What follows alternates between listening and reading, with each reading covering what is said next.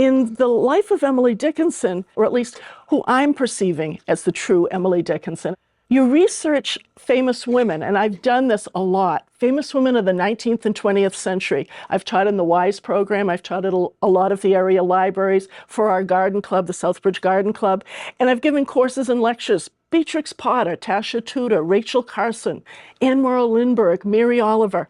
And there's always that aha moment. Okay, I understand you in your era, with your family, with your community, with your eccentricities, with your gifts.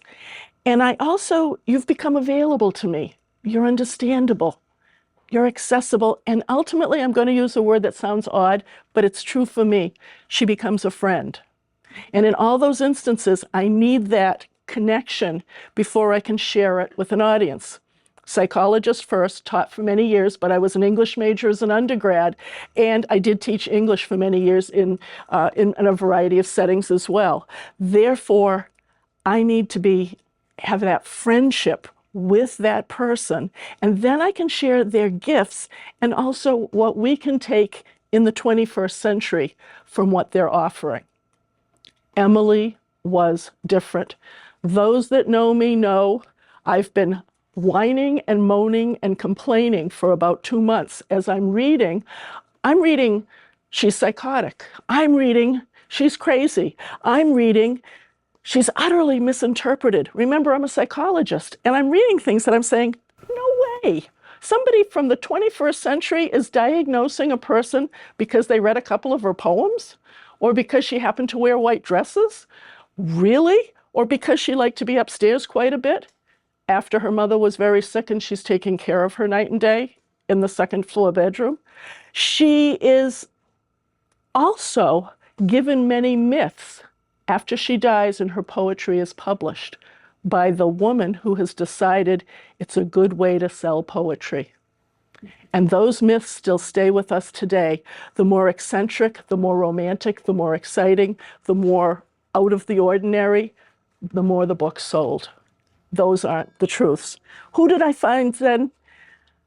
I was happy to find a woman who was well educated at a time when women were not. She's born in 1830, well read.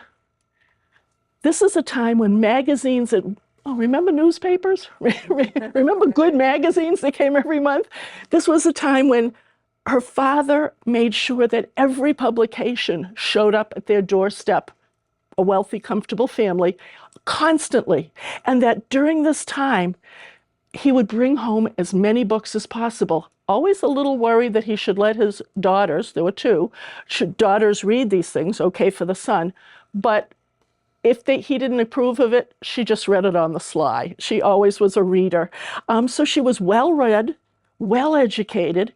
She's in the 19th century, and she's living, very important, I'm going to say this probably 100 times during the talk, in puritanical Amherst. We've already evolved in Sturbridge, Southbridge area. And in 1830, I think we're all one city. If I'm not correct, I think Sturbridge, Southbridge is still one community. But we have evolved and had a variety beyond the puritanical Calvinist teachings. Not in Amherst. This is the time of the Second Awakening, and this is a time when there are revivals for Puritans, and you must be a believer. It's a very staunch, very old-fashioned time there. She deeply loves nature. She has a brilliant mind. She has an amazing imagination, which now that I get her poetry so much better. I studied it in college. I studied it with some wonderful Holy Cross professors at WISE.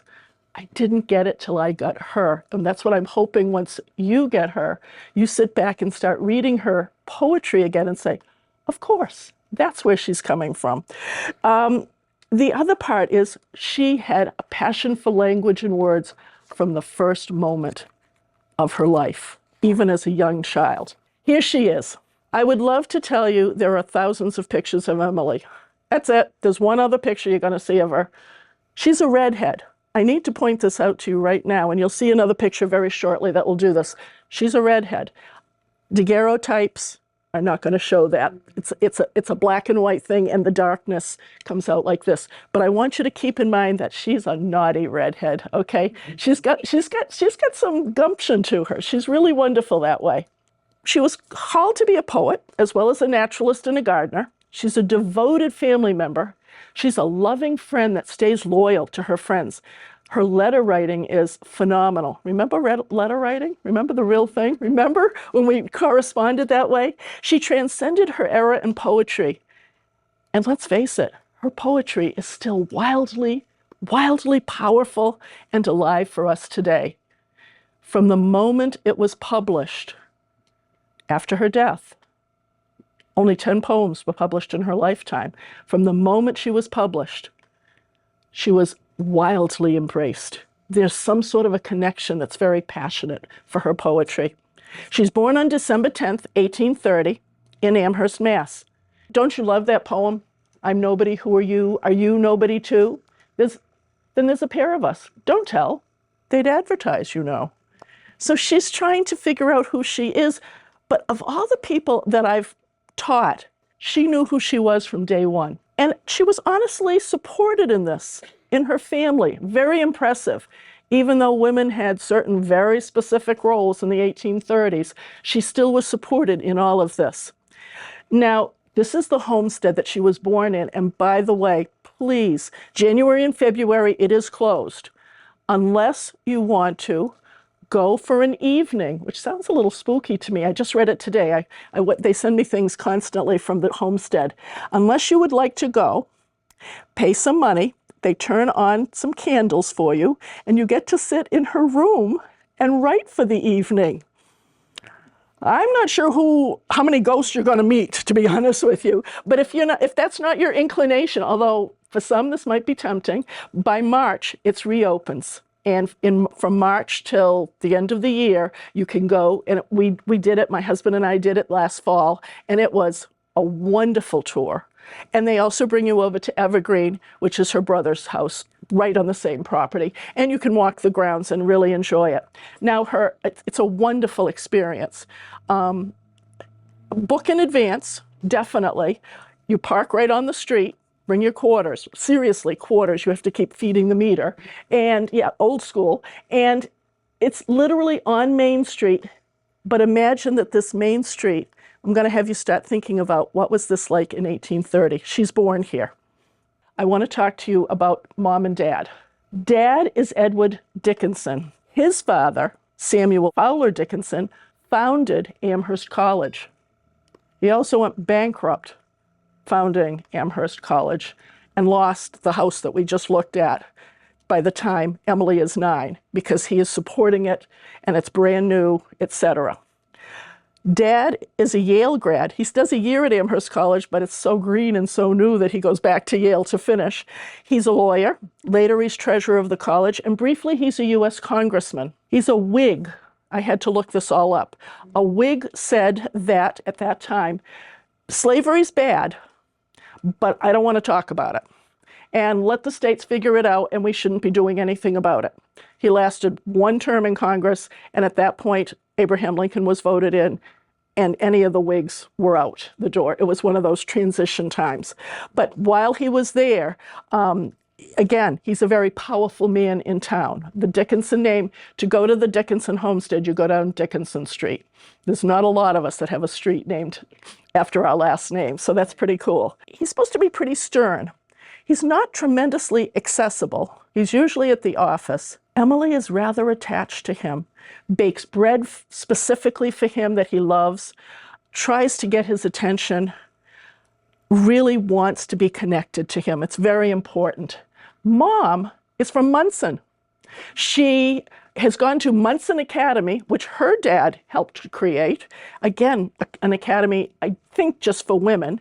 And she later goes to New Haven, Connecticut, where there's some form of more advanced schooling, which is extremely unusual for the time. Because remember, Emily's born in 1830, and she's already been to something that has some college-style courses. Very unusual.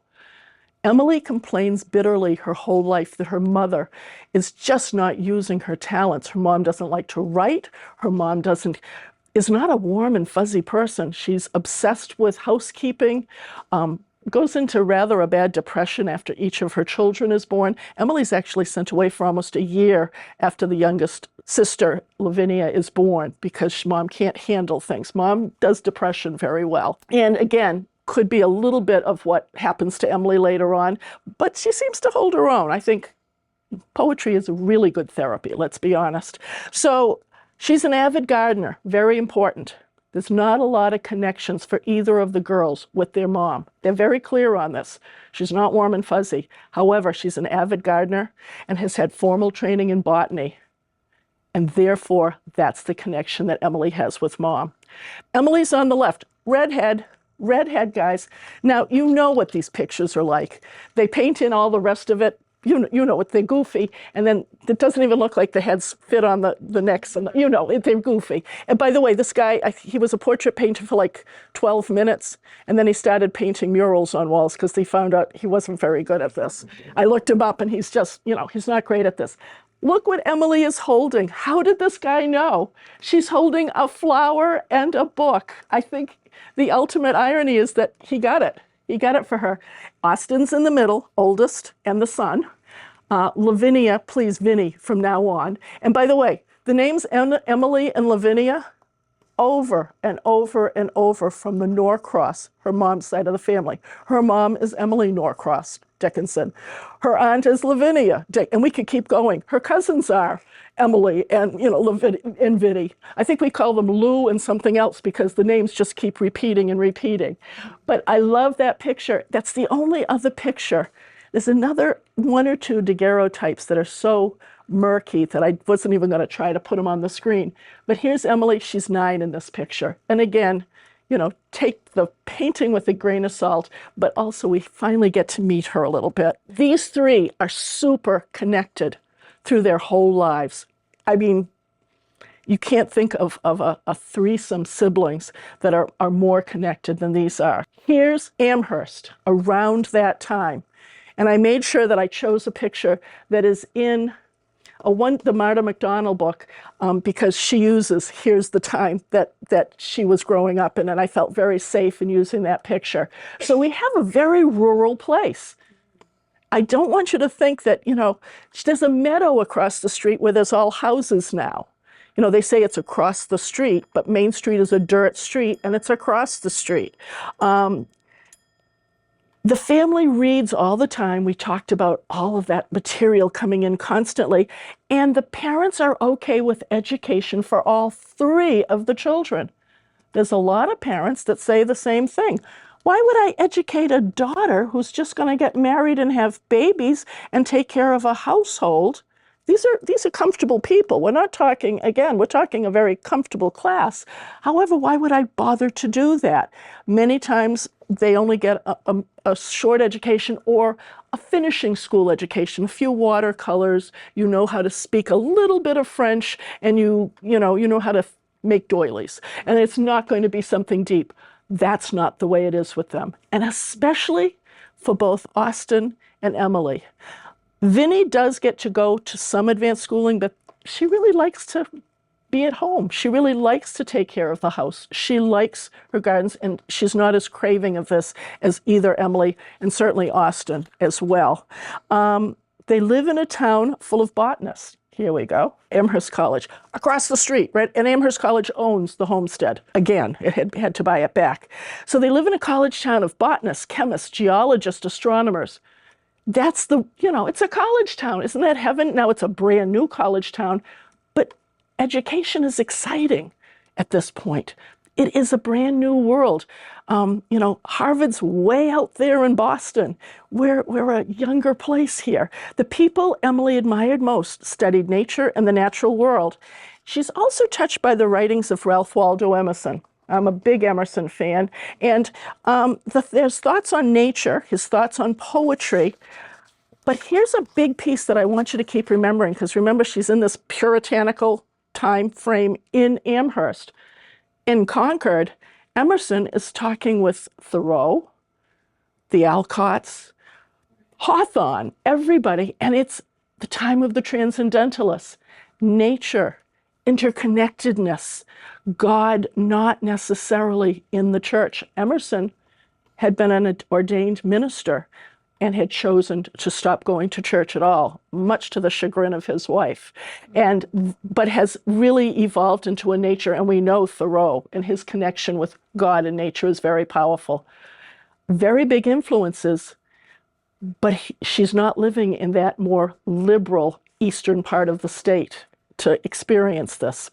She reads the Romantic poets. It's the time of the Romantic poets. Wordsworth. We've got some of the best. Keats, Shelley, Byron, and here she is reading about their passion for nature. She's studying an array of natural sciences in the classroom. Here's the cool part, and it's not necessarily for every girl of that time. She's allowed to go running wild outdoors at every possible chance. Not every girl. Some of the girls are, sitting in the kitchen learning how to, make jams and jellies. She's helping in the gardens. She's wandering in nearby fields and woods. There are professionally paid farm workers on her parents' farm, even though it's right in the middle of town. So she's helping when she chooses to. From the very start, the natural world is animated, it's lively, and it's meaningful for her. She's a very free spirit as a young child, and she's encouraged to be that. The grounds are gorgeous there, and it was much larger, of course, until different parts have been sold off. She remembers, and this is a quote, "the rapture of losing my shoe in the mud and going home barefoot, waiting for cardinal flowers and the mother's reproof, of which was not more for my sake than her weary own, for she frowned with a smile." She got it. She knew she didn't give me a really hard time. Emily at school is the golden girl. You know how she's supposed to be this depressive, locked in the attic kind of thing? Baloney. She's a golden girl. She's loved and loving and very social, high-spirited. She's got the red hair with the gleaming gold highlights. By 10, the academy professors are saying she's brilliant, precocious, vivacious. Those are quotes from, the school. She's very witty, filled with humor, and she has a group of 5 girlfriends. Again, not the Emily that we have this picture of. And they call themselves the Fab Five is what we would have called her in the 60s, but whatever was the term for the time. And they write a little literary journal of which she writes witticisms and humor. That's the girl that we know early on. She starts her schooling at a local public school. Almost sounds like not exactly a one-room school, but certainly nothing fabulous. But Dad makes sure that by the time she's 10, she's at Amherst Academy. And we're going to see Amherst Academy does not no longer exist, but there it is. That's where she was. It's got boys and girls together. Yes, they sometimes are taught separately, but many of the classes are together. More important than that, they get to go. The girls included, and I didn't realize how big a deal this was until I read some comments about the girls seem to be handling all those words and seem to be still okay. I gather their brains did not explode. And therefore, at Amherst Academy, boys and girls together would go and listen to lectures at Amherst College. She's 10 years old. 10 to 16, she's getting to go to this. Professor Edward Hitchcock, that charming fellow in the bottom left. Boy, nobody takes a good picture, did they, back then? Nobody looks really happy. Anyways, he's a lovely man. He starts out as a professor of natural sciences and ends up being the president. But the cool part is, all those dinosaur tracks we know that are all found around the Connecticut Valley? Well, he finds the first tracks, which seem to be large birds. When we say large, we're talking dinosaur-sized birds that he finds the tracks of and gives lectures on it. And I gather, I haven't gotten to it yet, but Amherst College has a museum, and I gather those tracks are there, and I must go and see them at some point. But it was a huge deal. And he talks about many other subjects. He's a friend of the Dickinson family. His kids hang out with the Dickinson kids. He's over all the time. And can you imagine she's getting to go to college at 10 and be exposed to all of this? Now, the other picture I have is certainly not a girl that's 10 years old, but of course I could only find a picture of Helen Fisk, who at 10 is a very dear friend in Amherst Academy of our friend Emily. She then has to leave. Parents die very sadly, and it seems like there's a lot of this. TB, diphtheria, typhoid. I could go on. We thought we went through, 5 years of COVID. This is just constant. Smallpox. I could go on, but it's epidemic after epidemic. And 3 of her girlfriends by the age of 10 have lost either one or both parents. It's not, and this is again in a class of people that is not having to work as hard physically as others. There's some money here. So later on, this woman becomes Helen Hunt Jackson, who is a famous novelist of the time. And when Emily is trapped in the house for 8 years with a very sick mother and losing a lot of good friends and having the world feel rather falling apart, Helen says, we're going to get you out of your dumps.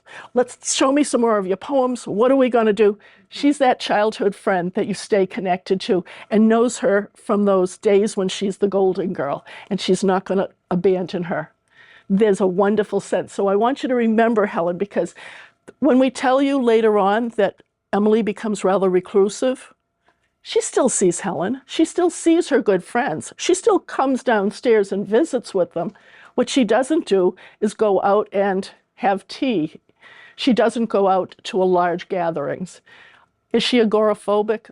No. Is she a little reclusive? Absolutely. We're going to see that she's made some choices as her world has changed. So she's born in the right place at the right time. That book on Darwin and Emily, it's just fascinating, that idea of what we think of as history and science and nature is entirely different today than what was going on in the 1830s, 1840s. So Emily's born at the right place, the right time, the right family. Every once in a while, the stars are aligned. And in her textbook, I love this, Familiar Lectures of Botany starts out, the subject of botany seems peculiarly adapted to females. The objects of its investigation are beautiful and delicate. Its pursuits lead to exercise in open air and conducive to health and cheerfulness. Good as reasons as any. Here's her herbarium. It's at Harvard now, her herbarium. They've duplicated it, and we've got a copy of it here. So that's her herbarium, just showing you a couple of the pictures. And in the herbarium, it's collecting and identifying local plants in their botanical classification. Most people don't do this till much later. She does this in what we would consider about junior high. And this is beautifully leather bound, the original, obviously not this one, leather bound in a beautifully done book with perfect classifications, which for anybody from the Garden Club would know, all of them have changed. Every single classification has changed. Even in the last 20 years, they keep changing. I have no idea why. So I want you to know one thing I learned from the Darwin book. The word scientist was coined in England in 1833. It was a made-up word because it wanted to include women in the study of science, because before that we would have simply said men of science. We would not have said, so they made up the word scientist to include women. I was so shocked to learn this. So natural history is the collecting and classifying of objects. That's this. Natural philosophy is the general laws of nature. Natural theology, and you need to hear this because it's not separate, it's all one piece, is the search for God in the natural world. This is the 1830s, 40s, maybe into the 50s, and we're really stretching it because there comes this place where there's that huge clunk and science goes off on its own. And it's only for men by then, of course, because women shouldn't be thinking those thoughts. And finally, natural magic, which is the title of the book that I was working with, a subjective, emotional approach to the natural world in which wonder, mystery, the sense of enchantment are all welcomed. Wow. Can you imagine going into a science class and having that kind of an excitement today? Things like electricity, magnetism, the formation of crystals and gases are considered, let's face it, we don't know why back then, they're considered mysterious, transformative. I love this. Let's take it to Emily's level. She says that life is all, quote, aglow. She called spring an inundation. Can you see the passion? that connection and that passion. She starts one poem. To him who keeps an orchis heart, meaning an orchid, a wild orchid is an orchis heart. The swamps are pink with June. There's such a passion and yet such a knowledge that goes with it. In another verse, wonder is not precisely knowing and not precisely knowing not. A beautiful but bleak condition. He has not lived who has not felt. She loves that not knowing piece, the mystery piece. At 16, Emily goes to Mount Holyoke. There it is. We were just there Monday. Such a beautiful, beautiful campus. And I was hoping to find out that their gorgeous Victorian greenhouse was from that time. 1890s, unfortunately. Both Smith and Mount Holyoke are the 1890s. I did find out that 1867, 1860s at some point, there is a large greenhouse that sometimes is listed as Amherst College and is sometimes listed as UMass, and it is now part of UMass, the Dufresne greenhouses, which again are these magnificent Victorian-style greenhouses. But I was sort of hoping she would get to be them. That was much, much later. So she gets to go to Mount Holyoke in South Hadley. Now, it takes you, for us, we were in Amherst, maybe 12 minutes to get there, maybe 15, 3 hours by carriage back then. So she lived there. And so she moves in. She is only 16. She is young. This is basically college. It is called the Mount Holyoke Seminary for Women, but seminary is implying something pretty cool. Mary Lyon, oh goodness, poor Mary, the descriptions that the girls wrote about Mary, there she is, poor Mary. She was not a beauty, let's be honest here. She had little formal education. She's the president of this new school. She had little formal education. None of her 12 teachers had ever gone to college. Why? There weren't many. What colleges were available? Emily's that first generation of women learning at the college level. Her mom was close to that, but her mom really didn't embrace it. She's advanced in her studies from being at Amherst Academy and going to all these lectures at the college level at the age of 10 to 16. She ends up being at, there's 3 levels at the beginning, and she gets to the middle level right away, her first year. Most women will not complete the 3 years. First of all, why would you pay $60 a year? Are you kidding me? Why would I pay that when she's just going to be a wife and mother and housekeeper anyways? But the other part is, if you're going to complete it, the only option is to become a local or a missionary teacher. They're all over the world, and she does send them all over the world. I want you to see that. Mary Lyon and the Mount Holyoke missionaries. That's very much a huge part of this whole thing. So Emily is so smart. She's exempt from botany, natural philosophy. She's put in advanced courses, chemistry, physiology, astronomy, rhetoric. This is the part that got me. In her astronomy class, there were questions of life and death, matter and spirit. So we're not separating science from what we would say are the humanities or maybe even theology. It's all one piece. Mary Lyon has a wonderful, extraordinary, beautiful education. They are scheduled, I read the schedule, I almost put it on the board, from 6 a.m. till 8:30 at night, every hour of the day. And then you go to bed. So there was no time. However, here's the other part. Mary Lyon is an evangelical Christian, and she knows she's got to convert these girls. They're really only there so that as they're educated, they can spread the word. Mount Holyoke students, and I want you to have a picture of this. You're 16 years old, and Mary Lyon comes up to you personally, and you have to state your class, and I'm quoting what it was, your class of belief. Okay, maybe you had already, and it had to be Congregational church, it had to be the Puritanical, it had to be the Calvinist. This is the only saving grace, and that's what this college is based on. Have you already professed? Have you already declared? You're saved. You can be something called a hope. Really? And a hope means you started your preparations, you're okay. And then there's the impenitents. Do you love this? By the impenitents all sat together, and they're called the no hopes. Psychologically, I'm having some problems with this in the 21st century, but this is a different place and time. They're the no hopes. They refuse or they can't figure it out. They said many students wept when they were designated as no hopes. Emily is not crying. Remember I said she was feisty? She feels rebellious. You're not pushing me in this corner. You're all in a room together and have to stand up and do this publicly. And you're 16. You're going to fold. Many of us would fold just because we're 16 and, what would they think? Whoever the famous they are of a 16-year-old. Not her. She's rebellious. In a letter to her brother Austin, she says, I have had it. Correct ideas of female propriety and sedate deportment.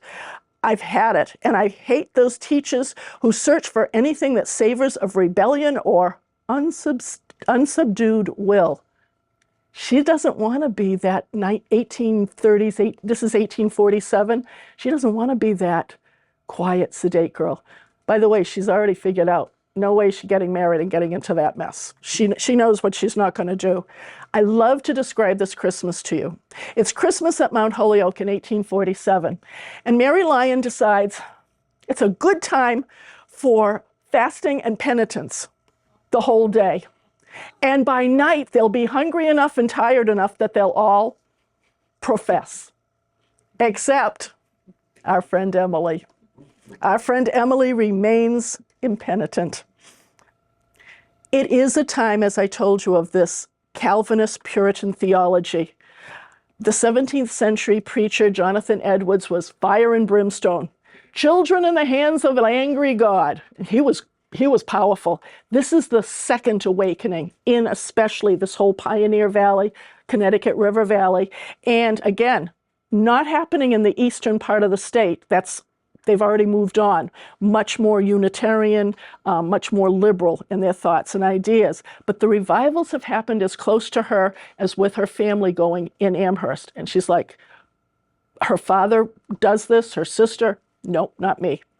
And here's what's going on, and I need to know this because I understand her poetry so much better because of this.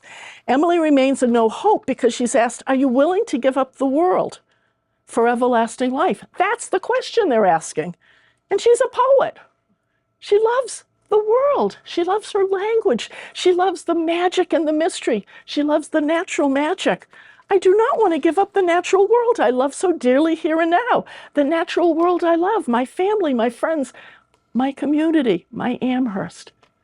She gets it. She's not of her place in time. If she was in Concord, this wouldn't be an issue. If she went to somewhere beyond Mount Holyoke, this wouldn't be an issue. She does finish 1 year at Mount Holyoke and then, like a good 17-year-old says, my father says I can't come back, I'm not going. I don't think I'd want to go back either if I was going to keep getting pushed in that direction. Also, she has an enormous amount of information, and it turns out that out of over 100 girls in her class, only 26 return. It's not unusual that 1 year is pretty much considered okay. She tells us in a poem how she finds God as a no hope.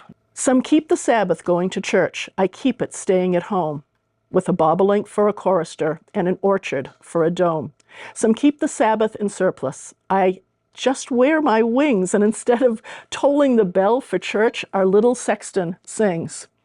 God preaches, a noted clergyman, and the sermon is never long. So instead of getting to heaven at last, I'm going all along. Nature, I'm home.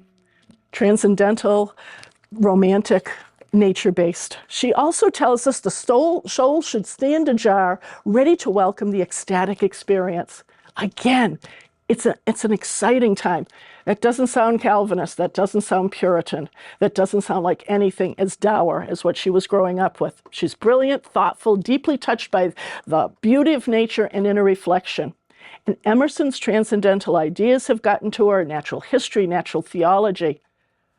But I want to point out, only Emily in her family never joins the First Church of Amherst. By the way, Dad doesn't join till he's 47. So I don't know why they're having to push people so early. But this distances her from many of her childhood friends who will not stay friends with her because she has not joined. It is very much my way or the highway at that point. You have to do what everybody else is doing. She never bends to that church pressure, but I also want you to be aware.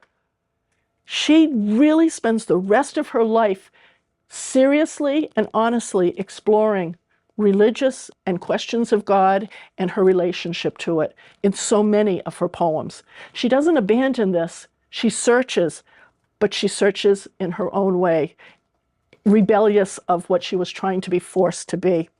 Now she's in her 20s. She's going everywhere. She's writing endless, thoughtful, huge letters. She's traveling often.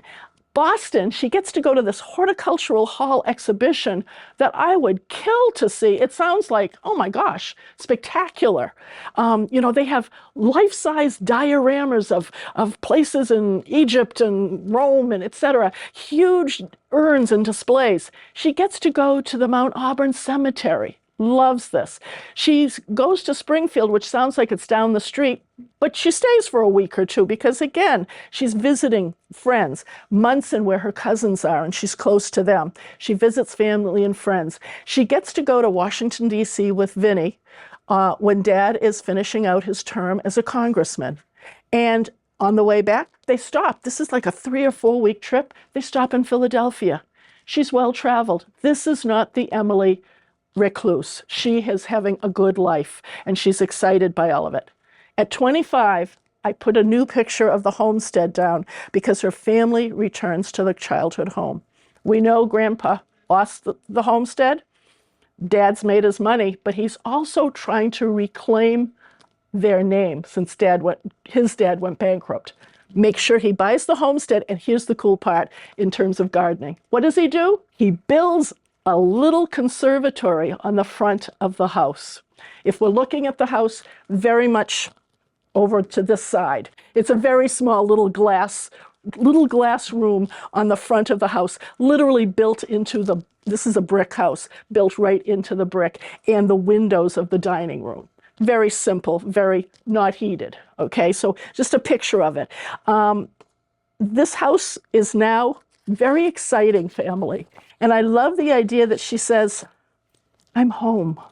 I'm truly home. And I feel this is the time when we're seeing the poet come to life. Her brother Austin marries Sue Gilbert, who is a dear friend of Emily's. They want to move out to Ohio. It seems like every third person wants to move out to Ohio at that time, and they're really excited, and there's relatives of Sue's out there. And Dad says, what if I built you a house right on the property, like 2 feet from, not 2 feet, probably about 50 feet, not more than 50 or 100 feet from the original house, from the homestead. I'll build you your own house. They haven't updated this. They have done beautiful job with the homestead. It is, newly refurbished, well-researched.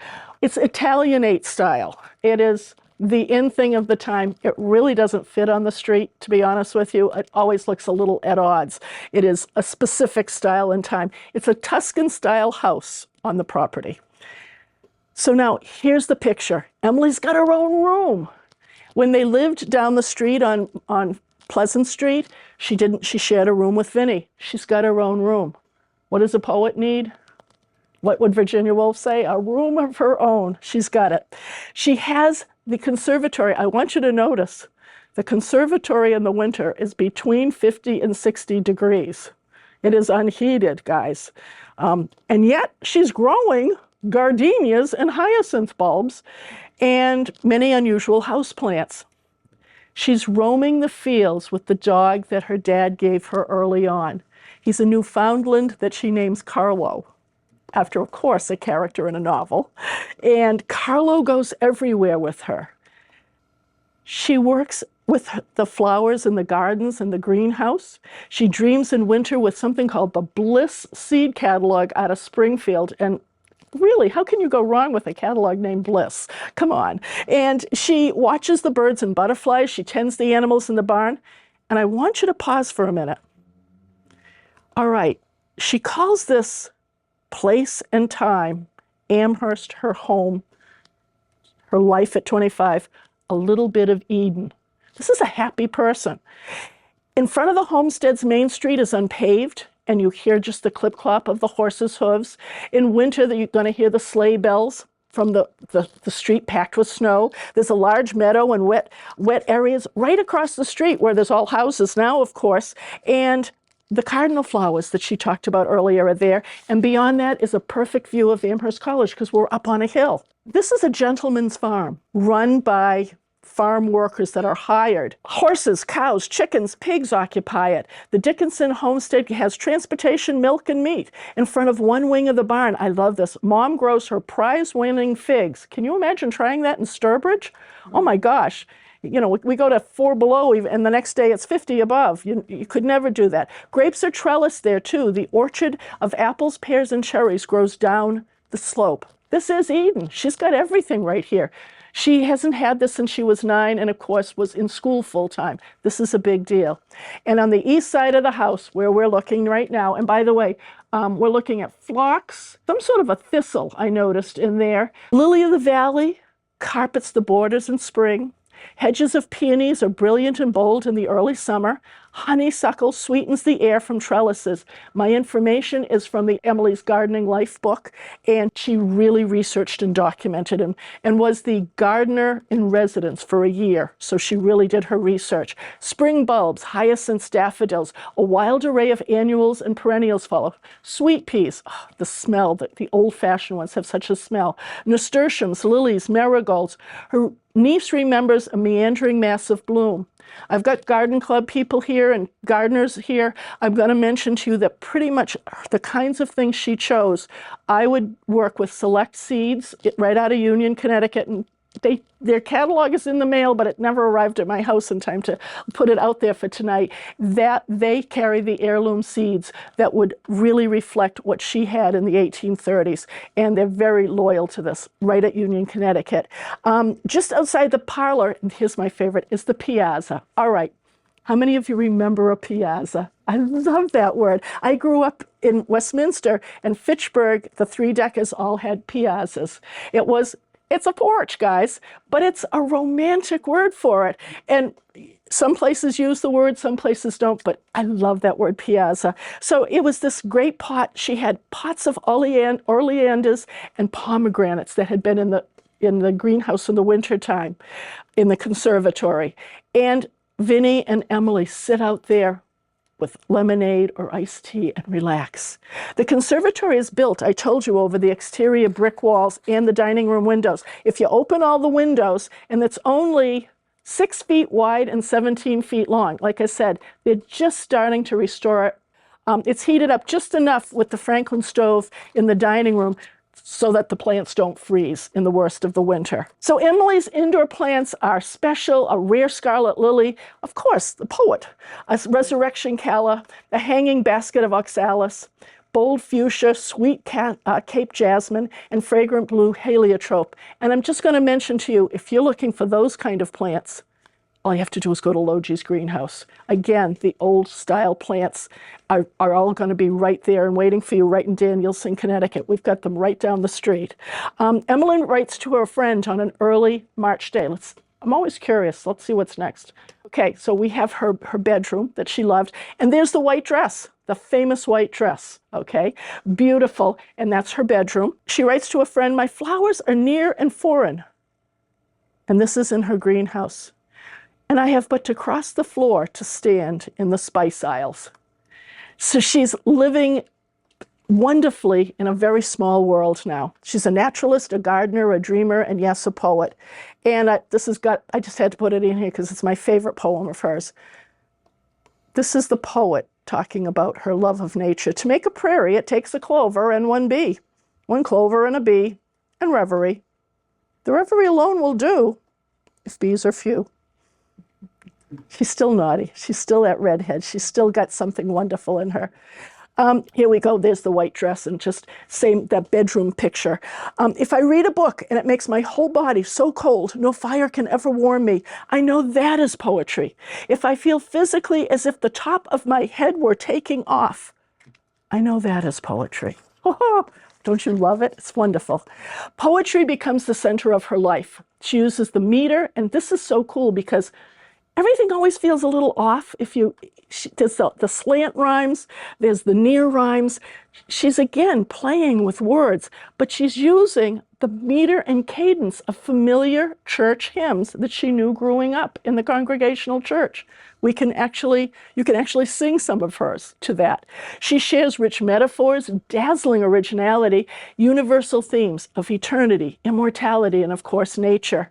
And here we have another picture in the house, again, beautifully redone. This is the study. Okay, more of her gardening. And I want to make sure that you get to see, here's Sue Gilbert and here's Austin. I'm sorry, brother Austin. Austin really thinks he's hot stuff. Look at the picture, really. Am I cool? Do I think I am Nathaniel Hawthorne or whatever? He really thinks he's hot stuff.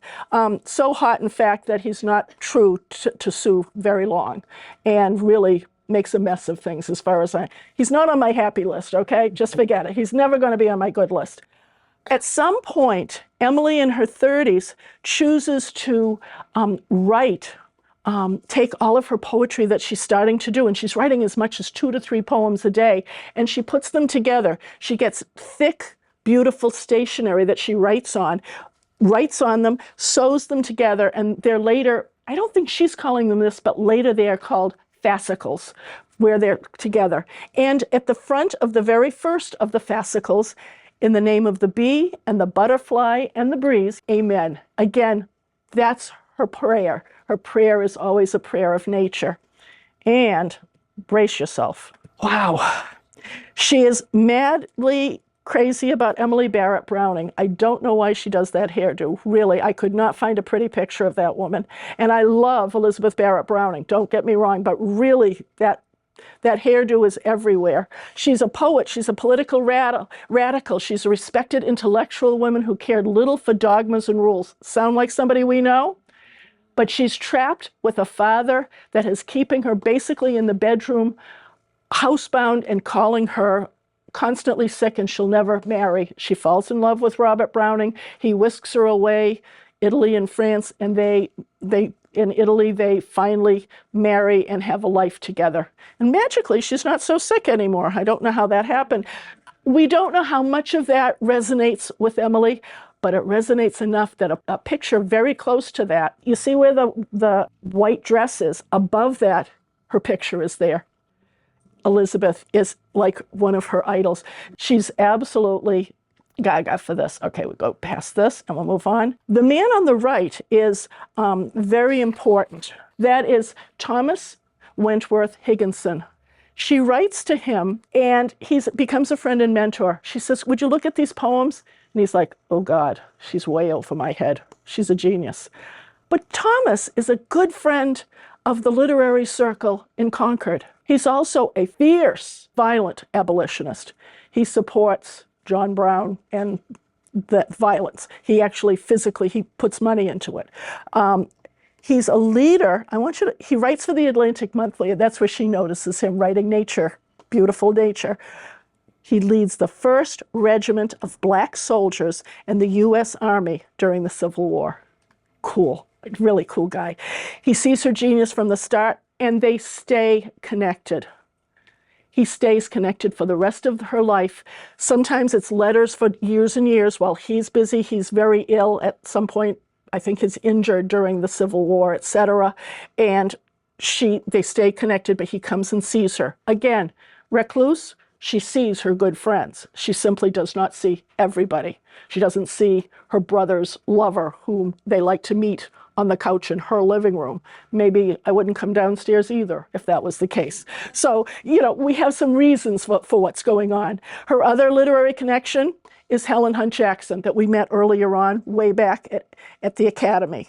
And Helen has never abandoned her. How you doing? What's going on? Show me your poetry. I'll show you my novels. We're going to do this together. This is a lifelong, right to the very end. By her 30s, she's not really leaving the grounds too often. The word reclusive comes up, okay.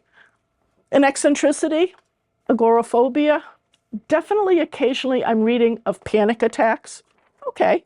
And again, nobody's going to treat them back then. And she's probably just a little hysterical, the famous Freudian word a little later on. So very acceptable. Mom was a depressive for a lot of years. But she's also devoting herself to her poetry. If I'm not going to get married and have kids, who am I? And the language and the words become more and more important. I also think they become more and more therapeutic. Journal, it's her kind of journaling. She doesn't keep a journal. She's writing it in a very beautiful, artistic way, her thoughts. She's writing 2 to 3 poems every single day of her life at this point. And she starts wearing the white wrapper dresses that I showed you the picture of, but I think I figured it out. She does not have to wear a corset with a wrapper dress. It's her house dress and it becomes her uniform, but it's not as much eccentricity as easy peasy. Let's face it, it's the nice way in the house, and she's not leaving home very often. We talked about the fascicles, and we talked about the prayer, and I love this phrase, very short poem. This was a poet. It is that distills ordinary meanings and atour so immense. Now, across the way at the, and I have to share this with you, across the way at the Evergreen, sister-in-law Sue has become a society hostess. Austin is not interested in her. She has 3 children with him, but he is Austin. And he is later, we don't know how many earlier dalliances there are, but later on there is Mabel Loomis Todd, and she is a big part of the picture. Get this, here's the visitors: Harriet Beecher Stowe, Ralph Waldo Emerson, Frances Hodgson Burnett, who wrote The Secret Garden, and Frederick Law Olmsted, the spectacular creator of how many unbelievable landscapes and gardens, including Mount Holyoke, it turns out. Was Emily a part of all this? I want to believe she is. I read often that she is sitting on the stairs in the hall listening, does not want to be part of this big social group with her brother and sister-in-law at odds. It's not good. What am I going to do? How do I handle all of this? And I don't want to deal with that many people. She is becoming more reclusive. During the Civil War, she's deeply touched by the events. We're going to see a lot of poetry as she loses dear friends in the war. One whole regiment, the 21st Mass Infantry Regiment, a lot of them are all guys that have gone together because one of the teachers from Amherst College says, let's go and save the Civil War. And a lot of them are lost all at the same time. She's deeply touched. She develops a very serious eye disease, iritis, which is an iris inflammation that causes pain, but also light is terribly painful. This is in her 30s. Keep in mind, there's no big cure for this. And for the rest of her life, a lot of times, she goes out in the gardens and places early in the day and late in the day. It's a light thing for some of the problems. She stays in a boarding house, so she's not that reclusive, for months on end, and she's not allowed to read or to do anything else to use her eyes. I think I would go mad. Once home, she is better, but I never see that she's completely well. And again, I question how much going outside in heavy daylight could be a problem that we seem to ignore. Carlo the dog dies. Of old age, he's had a good life, but she's not roaming the countryside without him anymore. And she's 44 when Dad dies unexpectedly. Now he's a senior citizen, but it's not expected. He's hearty and fine, and he's in Boston for the day and just dies. Exactly on the nose a year later, Mom has a stroke. Partial paralysis, but here's the spooky part. And she's in bed for the next 8 years with Emily and Vinny upstairs taking care of her day and night. Emily's 45, and this is her whole life right now. Recluse, she's the nursemaid. However, Mom spends every day saying, where's Dad? When is he coming home? She's lost her memory. There was never a lot of love lost for Mom before, and now it's just agony. After 8 years, it's really hard. Emily writes to Thomas Wentworth Higginson at that time, home is so far from home since my father died. Austin takes over. Pretty Austin. After Dad dies, the 2 sisters are totally dependent on him, and he makes sure they know that. Austin takes a young married woman, Mabel Loomis Todd, and he chooses to meet her always for their trysts at the homestead. You can't say anything. I'm running your life and your finances, and I'm your brother. and that's it. An impossible situation for Emily. She's a dear, dear friend and has been for most of her life of Sue Gilbert Dickinson. Emily loses quite a few dear friends, finally loses her mom, and the next year, Austin and Sue's youngest child, Gib, whom Emily is very close to. Again, Emily is leaving the house. She plays with Gib. She plays with the children. She is in her very large, I mean, it's not like it's a tiny yard. She's in a large area. She's with him in his last hours on earth, this little young child who's died of typhoid fever. Here's the last piece, and I'm sorry, I'm using Emily's picture like she's a kid, and I'm talking about her at age 50-something, okay? But that's the only picture I could get. That is Judge Otis Philip Lord, and they are found cuddling on the couch. Somebody reports it. They are lovers, and they are lovers because they write letters back and forth, and he comes and sits and cuddles on the couch with her. He's 18 years her senior.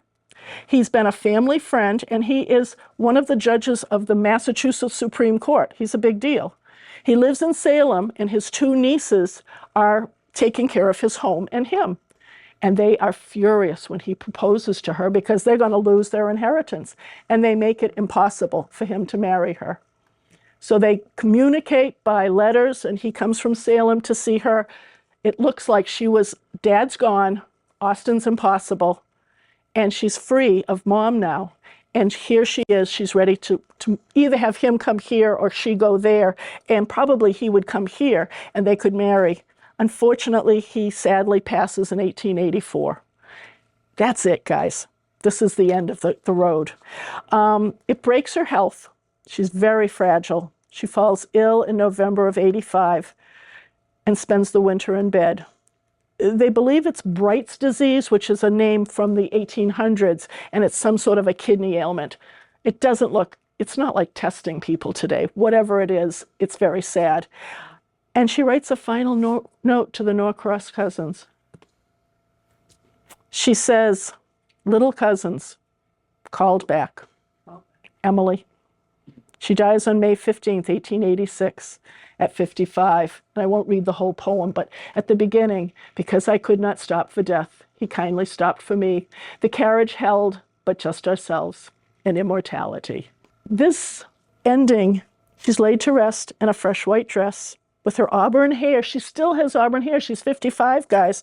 It's gleaming. 2 blue heliotropes, wonderful scent, and a favorite of Judge Lord, are in her hand. And Vinnie says these are for her to take to meet with her judge again.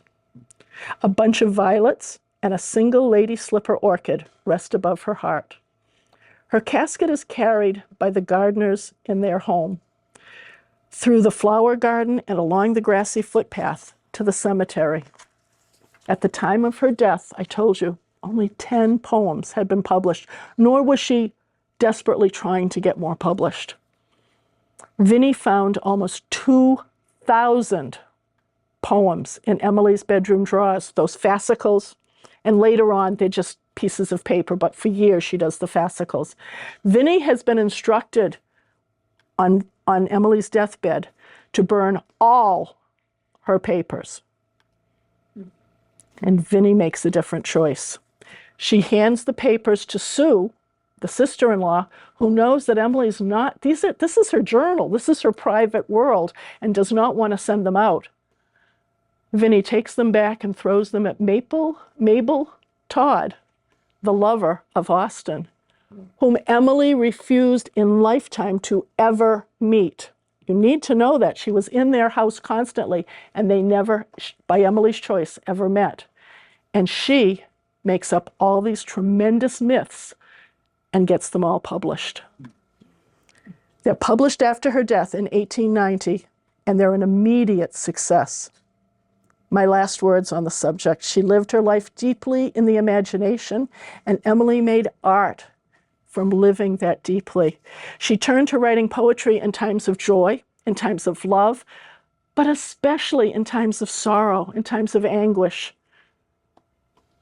Creative expression was the centering force in Emily's life, and writing poetry both defined and sustained her. I have fallen in love with Emily and her poetry. And now that I know her, I can enjoy her so much more. I hope you'll find that same experience for Emily.